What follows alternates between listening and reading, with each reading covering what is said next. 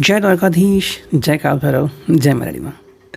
तो आज टॉपिक है सुबह सुबह कोई आपके बारे में क्या सोच रहा है। ठीक है, 2 अक्टूबर संडे के लिए है ये reading. So let's connect with the cards. ठीक है, हमने लिए हैं 3 ऑब्जेक्ट्स। पहला है ये टैरो, सेकंड है ये ओरेकल और थर्ड है मेकिंग मैजिक ओरेकल। ठीक है, so let's first connect with the cards. देखते हैं टैरो से हमें क्या रीडिंग मिलती है। ठीक है, हम बस कुछ कार्ड शफल करते हैं एंड देन विल सी कि हमें क्या रीडिंग मिलती है। वाओ, चलो तो ये सारे कार्ड्स हमें मिल चुके हैं। So let's connect with it. थोड़े से मेरे कैट्स जग चुके हैं। Okay, that's why you could hear there voices. ठीक है, सो पहले हम करते हैं रीडिंग। ओके, चलो तो कार्ड्स हमें मिल गए हैं यहाँ पे एंड मैं रखता हूँ यहाँ पे कार्ड्स। ठीक है, so let's connect with it. Just a minute. Okay, तो ये आ गए cards. I hope you could see that. ठीक है, जो पहला कार्ड हमें दिख रहा है वो है 6 of wands, Aries Leo Sachs के लिए। Power card and power card में हमें क्या दिख रहा है? That yes, the person is literally happy. मतलब हम कहते हैं ना कि खुशियाँ बांटना, खुशियाँ महसूस करना एंड दिल जगमगाना। ओके, चाहते हैं तो फिर आपको लेके कहीं दूर भी घूमने जा सकते हैं। आपका जो भी प्लान हो, अगर आप दोनों साथ में हो तो वो सारे प्लान्स आप कल एग्जीक्यूट कर सकते हैं। आप एक दूसरे से मिल भी सकते हैं, यू नो, एंड प्यार की बातें भी कर सकते हैं। अगर आपको लगता है कि आप एक दूसरे से दूर हैं एंड कम्युनिकेट नहीं कर पा रहे हैं तो शायद कल का दिन आपके लिए एक अपॉर्चुनिटी साबित हो सकता है। ठीक है, आप फिर एक दूसरे से बातचीत कर सकते हैं। जो भी डिफ़िकल्टीज़ आपने फेस की हैं कि भी ये रिश्ते में है, वो रिश्ते में है, आप एक दूसरे से बातें करके उन चीज़ों को दूर कर सकते हैं। ठीक है, सबसे पहली बात यह आती है कि 6 ऑफ वॉन्ड्स में यहाँ पे हमें हैप्पीनेस दिख रही है, हमें यहाँ पे पावर दिख रहा है। तो यानी कि कहीं ना कहीं ये पर्सन जो है वो किसी कर्ज से छूट गया है। ठीक है, या तो कोई बहुत बड़ी रिस्पॉन्सिबिलिटी थी, या तो उसने वो गोल कंप्लीट कर लिया है, या फिर वो जो रिस्पॉन्सिबिलिटी थी उसने उसे पूरे तरीके से कंप्लीट करते हैं, संतुष्ट कर दिया है एंड इसलिए अब ये अपने आप को फ्री समझ रहा है। That is a very good sign for a relationship. Second जो कार्ड हमें दिख रहा है वो है 5 of coins, Taurus, Virgo, Capricorn. देखो, दूसरी जो बात हमें यहाँ पे दिख रही है, मतलब एक जिम्मेदारी से छूट के दूसरे जिम्मेदारी को अपनाना, वही बात यहाँ पे दिख रही है। ये पर्सन एक्चुअली आपसे कम्युनिकेट करने की पूरी कोशिश करता हुआ हमें यहाँ पे दिखता है।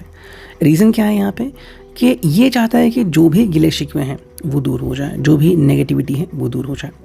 सेकेंडली, अगर आपके मन में इनके बारे में कोई डाउट है, कोई नकारात्मक सोच है, तो उस सोच को ख़त्म करना चाहते हैं। ठीक है, शायद ये भी हो सकता है कि आप इनको भुला के आगे बढ़ चुके हो, या फिर कहीं ना कहीं अब आप इनके ऊपर गुस्सा हो और शायद आपका गुस्सा इतने जल्दी शांत नहीं होने वाला। अगर इनके पास मौका है और समय है तो आपसे मिल सकते हैं या फिर फ़ोन के थ्रू भी बात कर सकते हैं। और अगर ये मुमकिन नहीं है तो शायद एटलीस्ट प्रार्थना तो कर सकते हैं कि जल्द से जल्द आपकी जो सोच है वो बदल जाए। ठीक है, नेक्स्ट जो कार्ड है वो है जस्टिस, यानी कि भाई लीब्रा का साइन। अब यहाँ पे फायर साइन आ गया, फिर पेंटाकल्स यानी कि मिट्टी तत्व आ गया, और फिर आ गया जस्टिस जो कि है एयर साइन। ठीक है, भाई जस्टिस का यहाँ पे मतलब है कि कहीं ना कहीं ये पर्सन कह रहा है कि आप वन साइडेड जस्टिस मत कीजिए। जैसे कि किसी कारण से कम्युनिकेट नहीं कर पाए तो यू नो आपका कहना है कि अब बस हो गया, अब मैं इनसे दोबारा कांटेक्ट नहीं करूँगी। यू नो, हम किसी का दिमाग और दिल इतने जल्दी पढ़ नहीं सकते। और चलो मान लेते हैं कि कहते हैं ना कि किसी का दिल पढ़ लेना, चलो भाई ठीक है, आपने किसी का दिल जान लिया, लेकिन फिर भी किसी का दिमाग आप कैसे रीड करोगे, है ना? तो इतनी जल्दी आप किसी का दिमाग, किसी का ब्रेन रीड नहीं कर सकते। ओके, तो इसलिए हमें यहाँ पे दिखता है कि कहीं ना कहीं ये पर्सन उन चीज़ों को क्लियर करना चाहता है कि आप वन साइडेड डिसीजन ना लीजिए। ठीक है, that is a very good thing over here, क्योंकि दिन में बहुत सारी बातें होती हैं, बहुत सारी चीज़ें होती हैं एंड कई बार एक सेटिस्फैक्ट्री जवाब भी नहीं मिलता। एंड आपने भी कई ऐसे रिश्ते देखे होंगे कि जो सेटिस्फैक्ट्री जवाब ना मिलने के कारण टूट गए हैं, या फिर सही मायने में कहूँ तो दूर हो गए हैं, है ना। तो यहाँ पे हमें दिख रहा है कि ये पर्सन कोशिश कर रहे हैं कि आप इनसे दूर ना हो, एटलीस्ट इन्हें आपको कोई बात समझाने का मौका ज़रूर दे। नेक्स्ट कार्ड हमें दिख रहा है वो है 8 ऑफ वॉन्ड्स। कम्युनिकेशन है यहाँ पे, एंड मोस्ट इम्पॉर्टेंटली ये सारे प्रकार के बैरिकेड्स तोड़ना चाहते हैं। अगर आपने इनके और आपके बीच कोई रुकावट रखी है तो वो रुकावट तोड़ने का काम ये पर्सन करता हुआ हमें यहाँ पे दिखता है। नेक्स्ट जो कार्ड हमें यहाँ पे दिख रहा है वो है नाइट ऑफ वॉन्ड्स। सॉरी, एक कार्ड यहाँ पे रह गया मेरे साथ यहाँ के यहाँ पे, ठीक है, वो है एस ऑफ वॉन्ड्स। ठीक है, अब 8 ऑफ वॉन्ड्स के बाद एस ऑफ वॉन्ड मतलब कहीं ना कहीं चाहता है कि कम्युनिकेशन हो, एंड मोस्ट इम्पॉर्टेंट चीज़ जो इनके अंडरस्टैंडिंग में है वो ये है कि यहाँ पे पैशन दिख रही है हमें। तो शायद ये आपसे कम्युनिकेट करना चाहते हैं, प्यार भरी बातें करना चाहते हैं, एंड मोस्ट इम्पॉर्टेंटली यहाँ पे उनकी सिलेक्टिव बातें शुरू हो सकती हैं, सेक्सुअल बातें भी यहाँ पे आ सकती हैं, एंड रोमांटिक चीज़ें भी यहाँ पे आप एक्सपेक्ट कर सकते हो।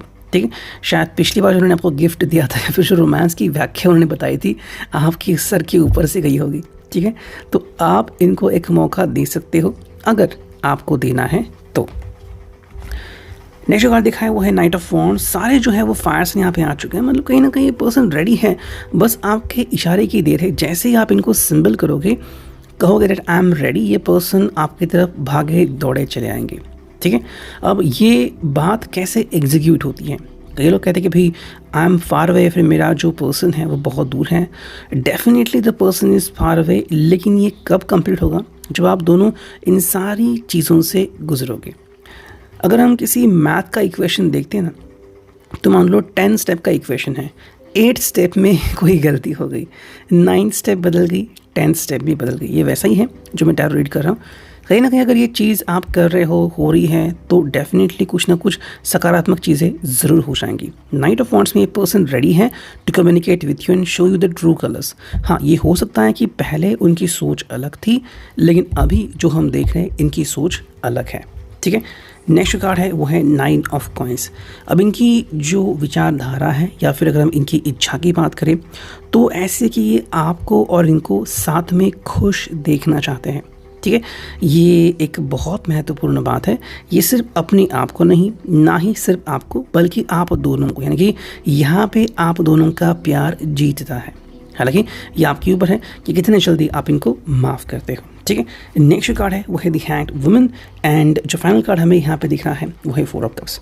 अगर हमें 2 कार्ड्स को देखिए, 4 ऑफ कप्स आ गया, cancer, Scorpio, Pisces, and the hanged woman जो आ गए यहाँ पे, अगर हम इनका कंपैरिजन देखें तो कहीं ना कहीं में भी आप इनसे लेट गो करने के लिए रेडी नहीं है, या फिर आप इनको भुलाने के लिए या इतनी जल्दी अपनाने के लिए भी रेडी नहीं है। शायद कुछ वजह हो सकती है, द थिंग बीइंग दैट कि मे बी कुछ प्रॉब्लम्स हैं आपके दिल में। अब ये रिवर्स भी हो सकता है, शायद ये ऐसा सोच रहे हैं कि इनके हिसाब से कुछ परिस्थितियां हैं जिनका आकलन इनको नहीं हुआ है, कुछ सवाल हैं जिनके जवाब इनको नहीं मिले हैं। इसीलिए ये पर्सन शायद वेट कर रहा है, फिर आप भी वेट कर रहे हो कि जैसे ही इसका आपको देख रहा है कि 4 ऑफ कप्स में एक जो प्याला है, एक कप जो है वो बहुत शाइन कर रहा है, वैसे ही है कि जो मोमेंट आपके सामने आएगा और उसमें आप जो डिसीजन लेते हो उसके ऊपर ही सारी कहानी बेस्ड हो जाएगी। ठीक है, and this way tarot differs for each and every one. अब रहते हैं ओरेकल से हमें क्या रीडिंग मिलती है। ठीक है, ऑलमोस्ट 9 मिनट होने को आए हैं, एंड हियर वी गो। चलो अब करते हैं कार्ड्स की शफलिंग। 2 कार्ड्स आ गए, 3, ठीक है, 4, चलो 4 ही कार्ड्स आ गए। देखते हैं यहाँ पे हमें क्या रीडिंग मिलता है। देखो, जो फर्स्ट कार्ड है वो है star gate of Lyra. Expand your causal chakra, enter the unicorn kingdom. मतलब कहीं ना कहीं डर लग रहा है यहाँ पे, या फिर शंका है, कुशंका है, और इन शंकाओं से मुक्त होना है। ठीक है, अगर कहीं पर भी आपको लग रहा है कि क्या ये मुमकिन है, क्या मेरे दिल में वापस से प्यार जग सकता है, तो हाँ, क्यों नहीं, लेकिन इसके लिए आपको कोशिश करनी होगी, एंड साथ निभाना होगा, और दूसरे व्यक्ति को साथ देना भी होगा। Pure intention, find clarity, that is the most important thing. ये व्यक्ति जो आपकी तरफ आ रहा है, आर यू 100% श्योर कि इसने अपने 100% ईगो को सरेंडर किया है। मैं ये नहीं कहता कि बाकी के लोगों के साथ ये शांत स्वभाव से बर्ताव करे, ऐसा नहीं है, लेकिन एटलीस्ट आपके साथ क्या उसने अपना जो स्वभाव है वो बदल दिया है। दरअसल स्वभाव कभी नहीं बदलता, लेकिन जिस तरह से हम किसी के साथ पेश आते हैं वो थोड़ा बदल सकता है। स्वभाव मतलब कि जो हम हैं, जैसे कि आप अपने घर में हैं तो आपको आदत है चीज़ें यहाँ वहाँ रखने की या फिर ज़ोर से गाने सुनने की, ये आपकी आदत है, ठीक है। लेकिन जो स्वभाव है कि मैं ऐसे ही हूँ, जनरली ये टर्म कहाँ पे होती है, जब हमें पता होता है कि कोई हमारी बात सुनेगा। ऑफिस में या ओपन रोड पे हम ऐसी बातें नहीं करते, बिकॉज हमें पता है दूसरा व्यक्ति हमारी बातें सुनेगा, ऐसा ज़रूरी नहीं है। थर्ड जो कार्ड है वो है महात्मा एनर्जी, मतलब आपको और इनको दोनों को आगे बढ़ना है, साथ आना है, यू आर मोस्ट वेलकम, साथ निभाना है, यू आर मोस्ट वेलकम, साथ तोड़ना है तो भी यू आर मोस्ट वेलकम।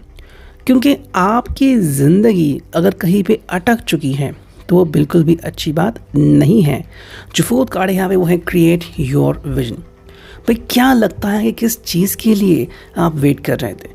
सच्चा प्यार क्या आपको लगता है कि सिर्फ इसी पर्सन के थ्रू आपको मिलता है, या फिर जो पर्सन आपको दे रहा है क्या वो सच्चा प्यार है भी या नहीं भी? जितने भी और जो भी आपके सवाल हैं उनके जवाब जब तक आपको नहीं मिलते आप कोशिश कर सकते हैं। फाइनल देखते हैं मेकिंग मैजिक से हमें क्या रीडिंग मिलती है। फर्स्ट, या आ गई सेकेंड एंड या आ गई थर्ड। देखिए 3 कार्ड आ गए हैं। देखो जो पहला कार्ड हमें यहाँ पे मिला है वो है अर्थ, ठीक है, यानी कि यहाँ पे ग्राउंडिंग काफ़ी इंपॉर्टेंट है। ग्राउंडिंग का मतलब है कि भाई आप दोनों को भी अपनी ईगो को शांत रखना होगा। अगर आप अपनी ईगो को शांत नहीं रख पा रहे हैं या फिर अपनी ईगो को बढ़ावा दे रहे हैं तो फिर रिश्ता आगे नहीं बढ़ेगा, कोई ना कोई इशू वहाँ पे आपको ज़रूर दिखेगा। नेक्स्ट कार्ड यहाँ पे वो है अचीवमेंट। भाई आप दोनों के लिए काफ़ी इंपॉर्टेंट है कि आप दोनों ज़िंदगी में क्या पाना चाहते हो। ऐसे भी कपल्स होते हैं कि जो डेट कई साल तक करते हैं, लेकिन जिस वक्त वो दोनों सेटल हो जाते हैं अपने अपने करियर में तब शादी करते हैं। अब सेटल का मतलब किसी के लिए अलग है, किसी के हिसाब से भाई मुझे नौकरी लग गई तो मैं शादी करने लायक हूँ, किसी के हिसाब से मेरे पास पैसे हैं, और तीसरे व्यक्ति के हिसाब से मेरे पास इनफ पैसे हैं तो मैं शादी कर सकता हूँ। तो that is different for different person. And जो थर्ड कार्ड यहाँ पे आ गया वो है ट्रिपल स्पाइरल, यानी कि भाई listening to divine wisdom and joyful learning life lesson. जो भी आपको लाइफ के लेसन्स मिल रहे हैं, क्या आप उस लेसन को दोहरा रहे हो? क्या आप उस लेसन को एक्सेप्ट कर रहे हो, चाहे वो आपके लिए हो या फिर इनके लिए हो?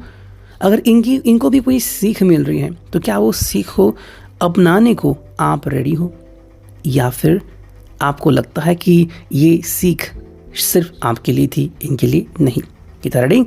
I hope it will resonate. Thank you.